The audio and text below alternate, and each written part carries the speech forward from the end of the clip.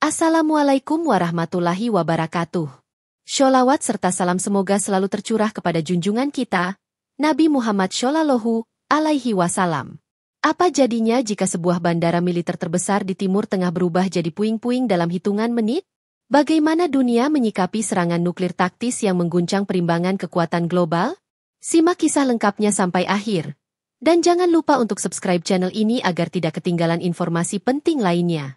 Langit di atas Tel Aviv pagi itu tampak bersih, tak berawan.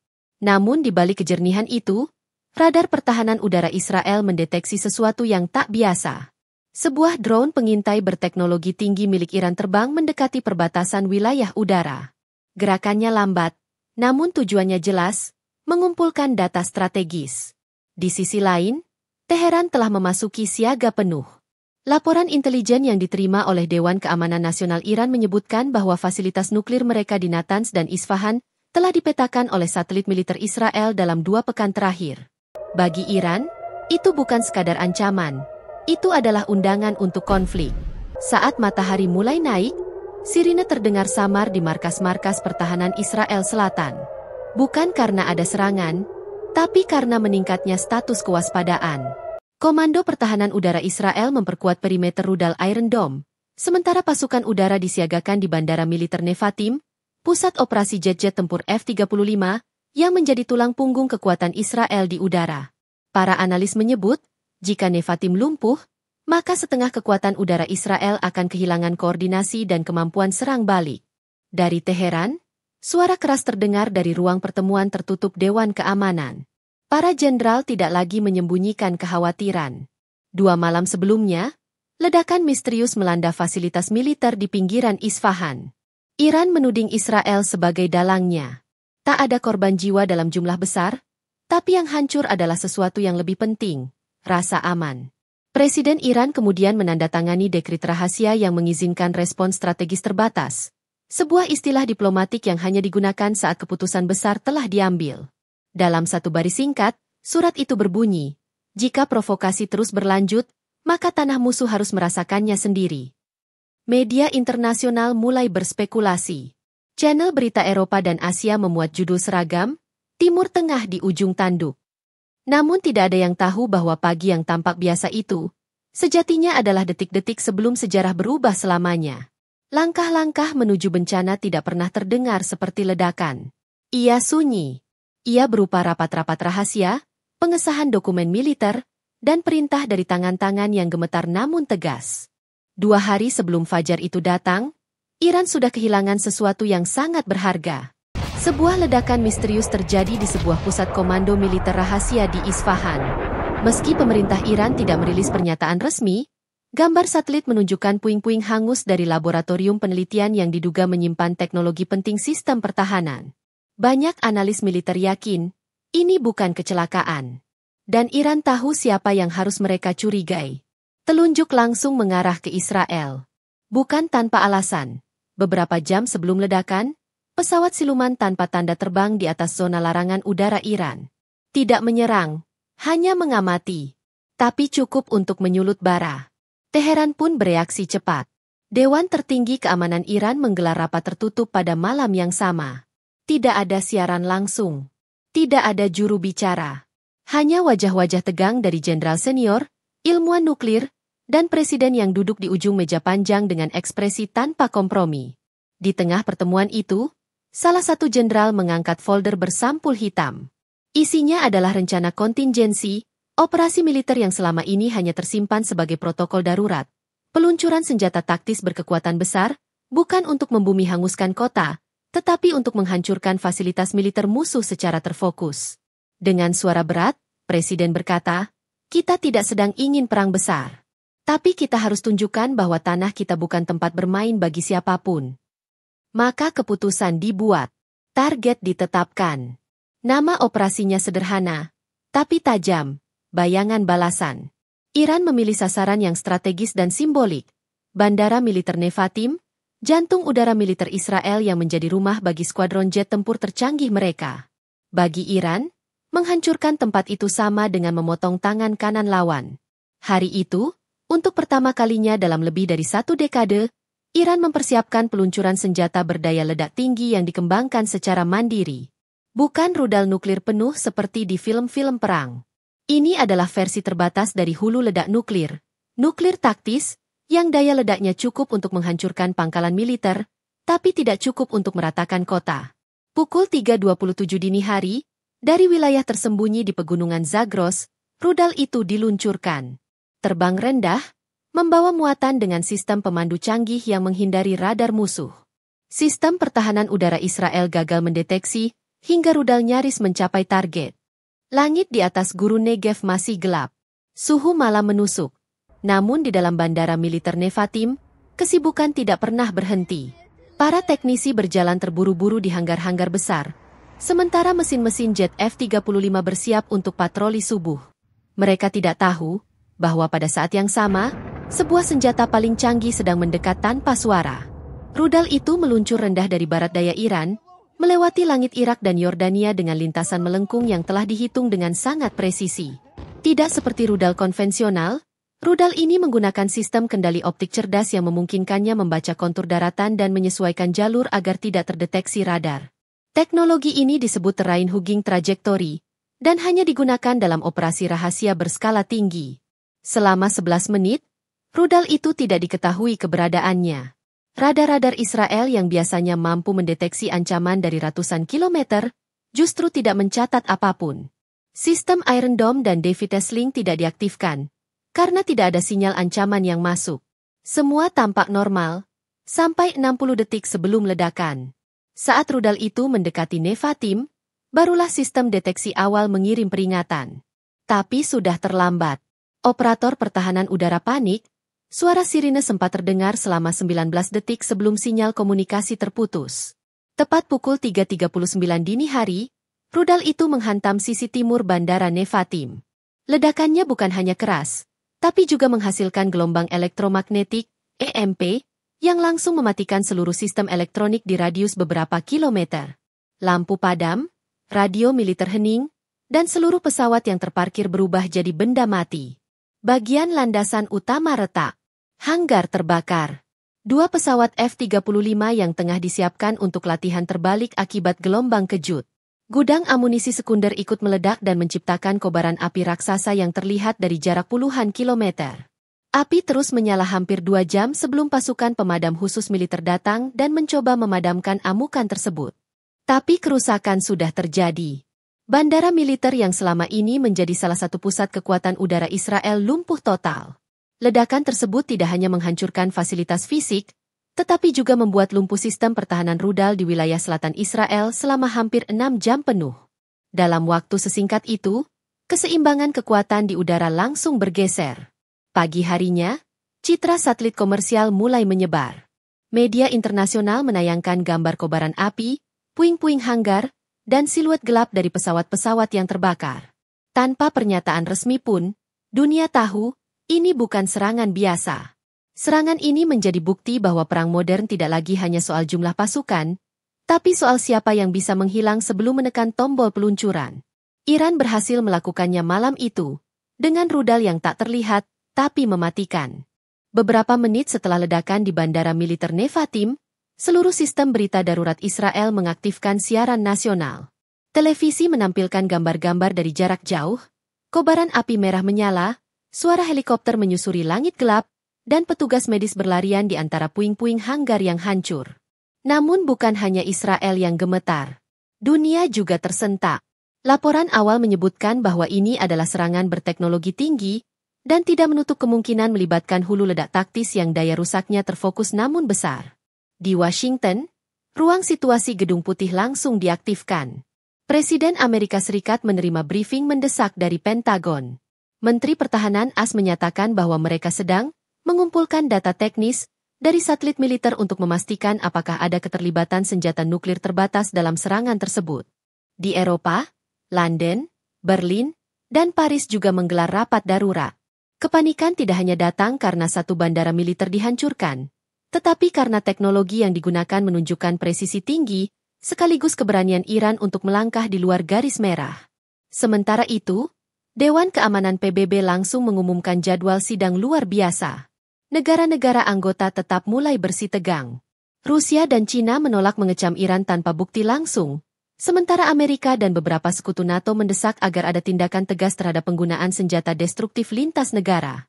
Media global terus menyiarkan analisis dan spekulasi.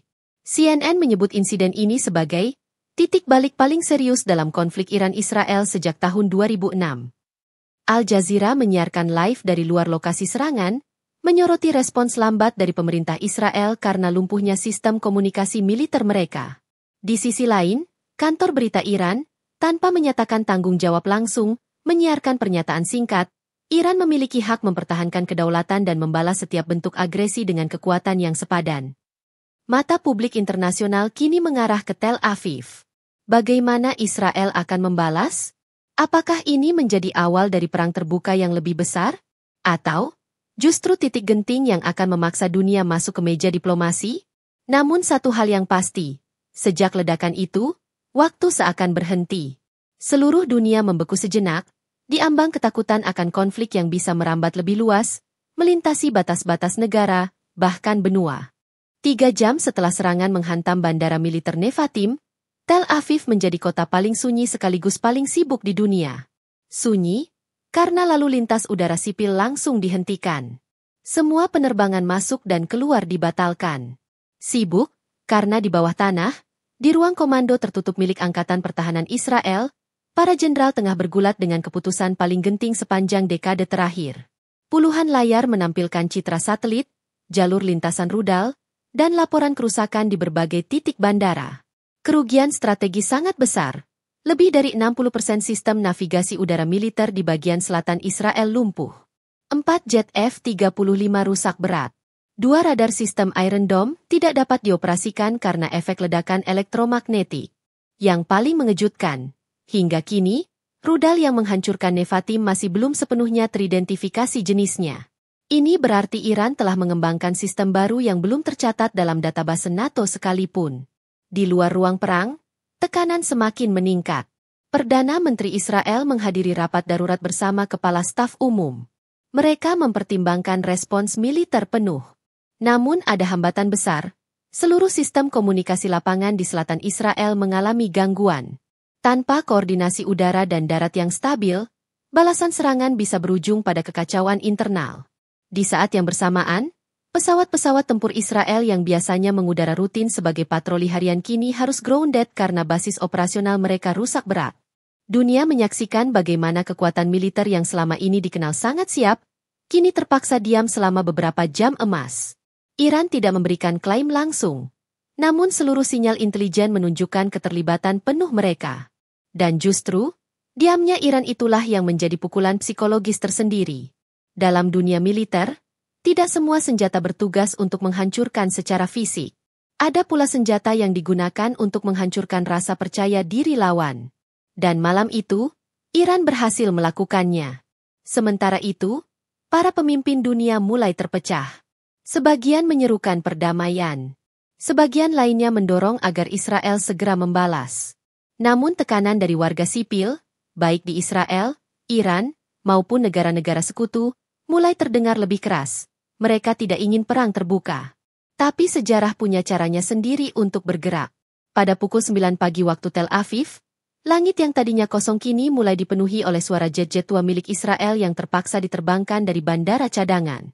Mereka membawa rudal-rudal jarak menengah, tidak seakurat yang biasa digunakan, tapi cukup untuk menciptakan dentuman. Langit pun kembali berisik. Langkah-langkah menuju konflik skala besar tidak bisa ditarik mundur begitu saja. Serangan telah terjadi. Balasan pun telah disiapkan. Kini, dunia hanya bisa berharap bahwa di antara dentuman dan serpihan logam yang berjatuhan, masih ada ruang untuk akal sehat, meski sekecil butir pasir di padang gurun yang luas. Beberapa jam setelah jet-jet tempur Israel mulai terbang dari pangkalan cadangan, dentuman terdengar di beberapa wilayah perbatasan. Serangan balasan diluncurkan ke wilayah Suriah bagian selatan, yang diduga menjadi titik transit drone dan rudal milik Iran. Namun balasan ini terkesan terburu-buru. Banyak yang menyebutnya lebih sebagai penegasan simbolik daripada operasi militer penuh. Sementara itu, di balik layar, jalur diplomasi mulai bergerak cepat. Dewan Keamanan PBB menggelar sidang darurat secara hybrid, Sebagian anggota hadir langsung di New York, sisanya bergabung melalui koneksi terenkripsi dari markas masing-masing negara. China dan Rusia mengingatkan agar tidak ada tindakan sepihak dari pihak manapun, sementara Amerika Serikat, yang selama ini menjadi sekutu dekat Israel, menyuarakan nada yang lebih seimbang. Kami mendukung hak membela diri, namun kami tidak mendukung eskalasi besar-besaran, ujar juru bicara Gedung Putih dalam konferensi pers pagi itu. Abu dari Bandara Nevatim belum sepenuhnya padam, namun debunya sudah mencapai meja-meja diplomasi. Para diplomat berbicara dengan kalimat hati-hati, penuh jeda, dan menghindari kata-kata yang bisa memicu emosi. Di balik formalitas itu, seluruh dunia tahu, jika tidak segera dihentikan, konflik ini bisa membuka babak baru yang jauh lebih luas dan lebih mematikan. Iran sendiri tetap menjaga sikap diam resminya. Tidak ada klaim, tidak ada pengakuan, tapi media nasionalnya menyiratkan kepuasan. Beberapa surat kabar utama di Teheran memuat tajuk yang tajam, "Kita bukan lagi penonton." Di jalanan Tel Aviv, masyarakat mulai menunjukkan dua wajah. Sebagian mendukung tindakan balasan yang lebih keras. Sebagian lainnya turun ke jalan membawa poster bertuliskan, "Berhenti sebelum terlambat." Ketegangan tak hanya terjadi di antara negara, tapi juga dalam batas-batas rumah sendiri. Yang menarik adalah respons dari negara-negara netral. Swiss, Norwegia, dan Indonesia menawarkan diri sebagai penengah untuk membuka dialog tidak langsung antara kedua pihak. Jalur ini masih sangat tipis, tetapi cukup untuk membuka celah harapan. Di ruang gelap markas NATO, para analis terus memantau pergerakan pasukan, sinyal satelit, dan komunikasi radio dari Timur Tengah. Semua indikator menunjukkan bahwa kedua pihak belum ingin mundur sepenuhnya. Namun dunia berubah bukan karena senjata dihentikan. Dunia berubah ketika para pemimpin memutuskan bahwa cukup sudah. Dan abu yang melayang dari Nevatim, yang menghitamkan langit gurun selama semalam penuh, akhirnya membawa satu pesan kuat. Bahkan kekuatan sebesar apapun tidak akan mampu berdiri jika dunia memutuskan untuk duduk bersama. Pagi di Laut Tengah berjalan lambat. Kapal-kapal dagang kembali melintasi jalur pelayaran utama setelah sempat tertahan. Pesawat-pesawat sipil yang sehari sebelumnya mengubah rute demi menghindari zona konflik, perlahan kembali mengudara. Dunia belum sepenuhnya tenang, namun kekacauan telah mereda, setidaknya untuk sementara. Di udara, pesawat-pesawat pengintai milik Amerika dan Prancis masih terus berputar di atas kawasan perbatasan Israel dan Suriah. Di laut, armada kapal perang dari berbagai negara bersiaga dalam posisi defensif, tidak bergerak, hanya memantau. Dan di darat, debu dari Bandara Nevatim telah turun, menyisakan puing dan jejak sejarah. Lokasi itu kini menjadi garis batas antara dua babak, sebelum dan sesudah ledakan.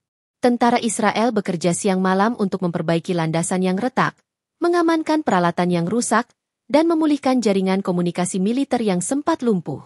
Sementara di Iran, laboratorium bawah tanah di kawasan Qom dan Arak diperketat. Keberhasilan meluncurkan rudal taktis tanpa terdeteksi memunculkan kepercayaan diri baru.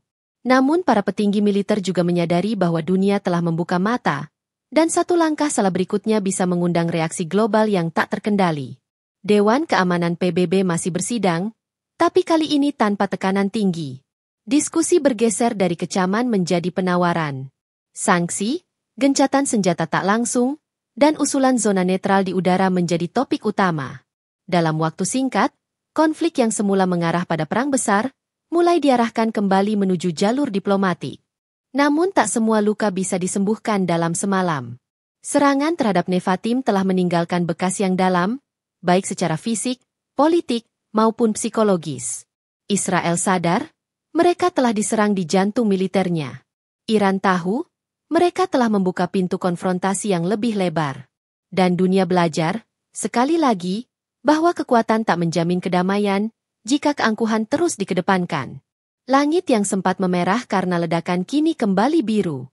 Laut yang sempat sunyi karena ancaman rudal kini bergelombang kembali. Namun tak seorang pun tahu, apakah kedamaian ini akan bertahan? Atau, ini hanya jeda sebelum babak berikutnya dimulai? Untuk sekarang, dunia memilih diam. Dan diam itu, disaksikan oleh langit, disaksikan oleh laut, disaksikan oleh sejarah. Inilah akhir dari kisah besar tentang serangan rudal yang mengguncang Timur Tengah. Jangan lupa untuk like, komen, dan subscribe channel ini, Agar kamu tidak tertinggal narasi mendalam dan informatif lainnya dari berbagai penjuru dunia.